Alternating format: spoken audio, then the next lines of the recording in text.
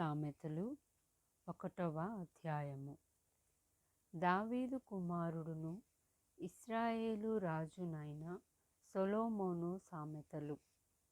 జ్ఞానమును ఉపదేశమును అభ్యసించుటకును, వివేక సల్లాపములను గ్రహించుటకును, నీతి న్యాయ యథార్థతలను అనుసరించుటయందు బుద్ధి కుశలత ఇచ్చు ఉపదేశమునందుటకును, జ్ఞానము లేని వారికి బుద్ధి కలిగించుటకును, యవనులకు తెలివియు వివేచనయు పుట్టించుటకును తగిన సామెతలు. జ్ఞానము గలవాడు విని పాండిత్యము వృద్ధి చేసుకొనును. వివేకము గలవాడు ఆలకించి నీతి సూత్రములను సంపాదించుకొనును. వీటి చేత సామెతలను భావసూచక విషయములను, జ్ఞానుల మాటలను, వారు చెప్పిన గూఢ వాక్యములను జనులు గ్రహించుదురు. యెహోవా యందు భయభక్తులు కలిగియుండుట తెలివికి మూలము. మూర్ఖులు జ్ఞానమును ఉపదేశమును తిరస్కరించుదురు. నా కుమారుడా, నీ తండ్రి ఉపదేశము ఆలకింపుము. నీ తల్లి చెప్పు బోధను త్రోసివేయకుము. అవి నీ తలకు సొగసైన మాలికయు, నీ కంఠమునకు హారములునై ఉండును. నా కుమారుడా, పాపులు నిన్ను ప్రేరేపింపగా ఒప్పకుము. మాతో కూడా రమ్ము, మనము ప్రాణము తీయుటకై పొంచి ఉందము. నిర్దోషి అయిన ఒకని పట్టుకొనుటకు దాగి ఉందము. పాతాళము మనుషులను మృంగివేయునట్లు వారిని జీవముతోనే మృంగివేయుదుము. సమాధిలోనికి దిగువారు మృంగబడునట్లు వారు పూర్ణ బలముతో నుండగా మనము వారిని మృంగివేయుదము రమ్ము అని వారు చెప్పునప్పుడు ఒప్పకుము. పలు విధములైన మంచి సొత్తులు మనకు దొరుకును. మన ఇండ్లను దోపుడు సొమ్ముతో నింపుకొందుము. నీవు మాతో పాలివాడవై ఉండుము. మనకందరికీ సంచి ఒక్కటే ఉండును అని వారు నీతో చెప్పుదురు. నా కుమారుడా, నీవు వారి మార్గమున పోకుము. వారి త్రోవల యందు నడవకుండా నీ పాదము వెనుకకు తీసుకొనుము. కీడు చేయుటకై వారి పాదములు పరుగులెత్తును. నరహత్య చేయుటకై వారు త్వరపడుచుండుదురు. పక్షి చూచుచుండగా వల వేయుట వ్యర్థము.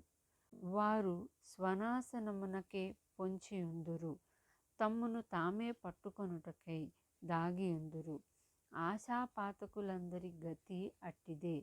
దానిని స్వీకరించు వారి ప్రాణము అది తీయును. జ్ఞానము వీధులలో కేకలు వేయుచున్నది.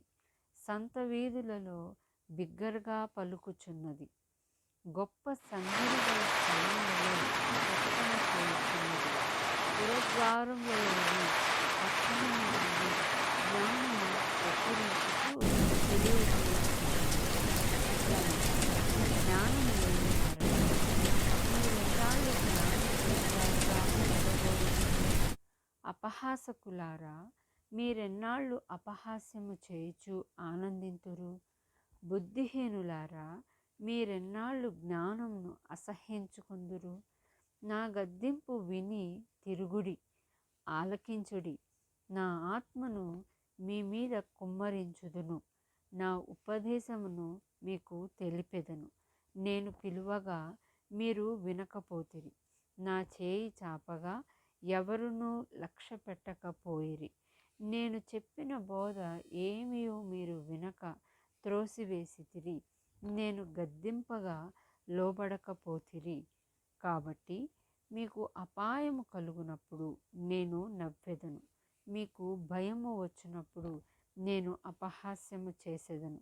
భయము మీ మీదికి తుఫాను వలె వచ్చినప్పుడు, సుడిగాలి వచ్చినట్లు మీకు అపాయము కలుగునప్పుడు, మీకు కష్టమును దుఃఖమును ప్రాప్తించున్నప్పుడు నేను అపహాస్యము చేసేదను. అప్పుడు వారు నన్ను గూర్చి మొరపెట్టెదరు, కానీ నేను ప్రత్యుత్తరమియ్యకుందును. నన్ను శ్రద్ధగా వెదకెదరు, కానీ వారికి నేను కనబడకుందును. జ్ఞానము వారికి అసహ్యమాయను. యెహోవా యందు భయభక్తులు కలిగి ఉండుట వారికి ఇష్టం లేకపోయెను. నా ఆలోచన విననొల్లకపోయిరి. నా గద్దింపును వారు కేవలము తృణీకరించిరి. కాబట్టి వారు తమ ప్రవర్తనకు తగిన ఫలమును అనుభవించెదరు. తమకు వెక్కసమగు వరకు తమ ఆలోచనలను అనుసరించెదరు. జ్ఞానము లేనివారు దేవుని విసర్జించి నాశనమగుదురు. బుద్ధిహీనులు క్షేమము కలిగినదని మైమరచి నిర్మూలమగుదురు. నా ఉపదేశమును అంగీకరించువాడు సురక్షితముగా నివసించును. వాడు కీడు వచ్చునన్న భయము లేక నెమ్మదిగా ఉండును.